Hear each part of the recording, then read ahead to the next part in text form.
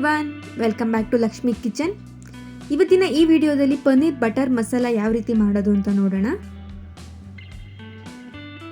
ಮೊದಲನೇದಾಗಿ ನಾನೀಗ ಪನ್ನೀರ್ನ ಹುರ್ಕೊಳ್ಳೋದಕ್ಕೋಸ್ಕರ ಒಂದು ಪ್ಯಾನ್ ತೊಗೊಂಡಿದ್ದೀನಿ. ಒಂದು ಪ್ಯಾನ್ಗೆ 1 ಕ್ಯೂಬ್ ಆಗೋಷ್ಟು ಬಟರ್ನ ಸೇರಿಸ್ಕೊಂಡು ಅದನ್ನು ಕರಗಿಸ್ಕೊತಾ ಇದ್ದೀನಿ.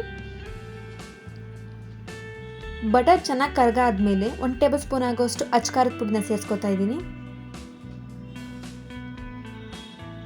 ನಂತರ ಇದಕ್ಕೆ ಕಟ್ ಮಾಡಿ ಇಟ್ಕೊಂಡಿರುವಂಥ ಪನ್ನೀರ್ ಸ್ಲೈಡ್ಸ್ನ ಸೇರಿಸ್ಕೊತಾ ಇದ್ದೀನಿ.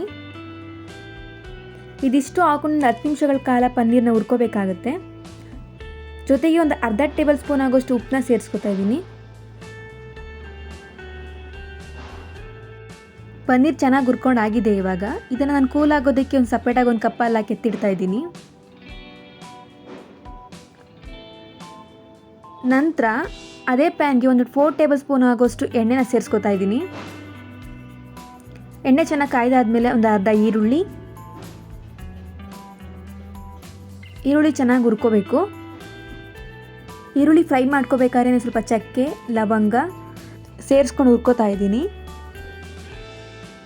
ಜೊತೆಗೆ ಒಂದು ಅರ್ಧ ಗೆಡ್ಡೆ ಆಗೋಷ್ಟು ಬೆಳ್ಳುಳ್ಳಿ, ಶುಂಠಿ, ಮೊದಲೇ 1/4 ಗಂಟೆಗಳ ಕಾಲ ನೆನೆಸಿಟ್ಕೊಂಡಿರುವಂಥ ಗೋಡಂಬಿ, ಬ್ಯಾಡಗೆ ಮೆಣಸಿನ್ಕಾಯಿ, 4 ಟೊಮೊಟೊ, 1 ಟೇಬಲ್ ಸ್ಪೂನ್ ಆಗೋಷ್ಟು ಗಸಗಸೆನ ಸೇರಿಸ್ಕೊಂಡಿದ್ದೀನಿ.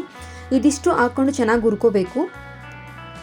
ಇಲ್ಲಿರೋ ಹಸಿ ವಾಸನೆ ಎಲ್ಲ ಹೋಗೋವರೆಗೂ ಹುರ್ಕೊಂಡಾದ್ಮೇಲೆ ಇದನ್ನು ತಣ್ಣಗಾಗೋದಕ್ಕೆ ಸೈಡ್ಗೆ ಇಡ್ತಾ ಇದ್ದೀನಿ. ಇದನ್ನು ಮಿಕ್ಸಿ ಜಾರ್ಗೆ ಹಾಕಿ ರುಬ್ಕೋಬೇಕಾಗತ್ತೆ. ನಂತರ ಇನ್ನೊಂದು ಪ್ಯಾನ್ಗೆ ಒಂದು 4 ರಿಂದ 5 ಕ್ಯೂಬ್ ಆಗೋಷ್ಟು ಬೆಣ್ಣೆನ ಸೇರಿಸ್ಕೊತಾ ಇದ್ದೀನಿ. ಬೆಣ್ಣೆ ಕರಗ್ತಾ ಇರಬೇಕಾದ್ರೆ ಒಂದು 3 ಟೇಬಲ್ ಸ್ಪೂನ್ ಆಗೋಷ್ಟು ಎಣ್ಣೆನ ತಗೊಂಡಿದ್ದೀನಿ. ಒಂದು ಸ್ವಲ್ಪ ಪಲಾವ್ ಎಲೆ, ಒಂದು ಈರುಳ್ಳಿ ಗೋಲ್ಡನ್ ಬ್ರೌನ್ ಬರೋವರೆಗೂ ಚೆನ್ನಾಗಿ ಹುರ್ಕೋಬೇಕು.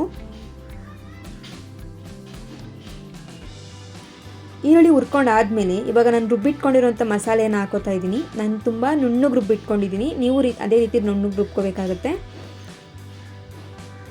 ಮಸಾಲೆ ಚೆನ್ನಾಗಿ ಹುರ್ಕೊಳ್ಳಿ.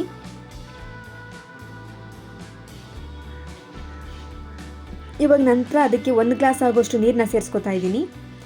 ಮಸಾಲೆ ಕುದೀತಾ ಇರಬೇಕಾದ್ರೆ 1 ಟೇಬಲ್ ಸ್ಪೂನ್ ಆಗೋಷ್ಟು ಖಾರದ ಪುಡಿ, 1 ಟೇಬಲ್ ಸ್ಪೂನ್ ಆಗೋಷ್ಟು ಧನಿಯಾದ ಪುಡಿ, ಒಂದು ಸ್ವಲ್ಪ ರುಚಿಗೆ ತಕ್ಕಷ್ಟು ಉಪ್ಪನ್ನ ಸೇರಿಸ್ಕೊತಾ ಇದ್ದೀನಿ. ನಂತರ ಇದಕ್ಕೆ ನಾನು ಹುರಿದಿಟ್ಕೊಂಡಿರುವಂಥ ಪನ್ನೀರ್ ಸ್ಲೈಸ್ನ ನಾನು ಹಾಕ್ತಾ ಇದ್ದೀನಿ.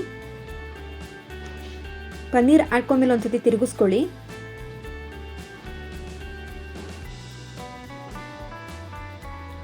ಕೊನೆಯದಾಗಿ ಇದಕ್ಕೆ ನಾನು ಕಸ್ತೂರಿ ಮೆಂತ್ಯನ ಪುಡಿ ಮಾಡಿ ಸೇರಿಸ್ಕೊತಾ ಇದ್ದೀನಿ. ಒಂದು 5 ರಿಂದ 10 ನಿಮಿಷ ಬೇಯಿಸ್ಕೋಬೇಕಾಗತ್ತೆ. 10 ನಿಮಿಷದ ನಂತರ ಗ್ರೇವಿಲಿ ಎಣ್ಣೆ ಬಿಡ್ತಾ ಇದೆ ಅಂದರೆ ರೆಸಿಪಿ ರೆಡಿಯಾಗಿದೆ ಅಂತ ಅರ್ಥ. ನೋಡ್ತಾ ಇದ್ರಲ್ಲ ಯಾವ ರೀತಿಯಾಗಿ ಪನ್ನೀರ್ ರೆಸಿಪಿ ರೆಡಿ ಆಯಿತು ಅಂತ. ನೋಡಿದ್ರಲ್ಲ ಯಾವ ರೀತಿಯಾಗಿ ಪನ್ನೀರ್ ಬಟರ್ ಮಸಾಲ ಮಾಡೋದು ಅಂತ. ಇದನ್ನ ನಾನ್ ಜೊತೆಗೆ, ರೋಟಿ ಜೊತೆಗೆ, ಚಪಾತಿ ಜೊತೆಗೆ ತುಂಬಾ ಚೆನ್ನಾಗಿರುತ್ತೆ. ಈ ವಿಡಿಯೋ ನಿಮ್ಗೆ ಇಷ್ಟ ಆಗಿದ್ರೆ ಲೈಕ್ ಮಾಡಿ, ಶೇರ್ ಮಾಡಿ, ಕಮೆಂಟ್ ಮಾಡಿ. ಇನ್ನಷ್ಟು ವಿಡಿಯೋಗಳಿಗೆ ನಮ್ಮ ಚಾನಲ್ನ ಸಬ್ಸ್ಕ್ರೈಬ್ ಮಾಡಿ. Thank you for watching.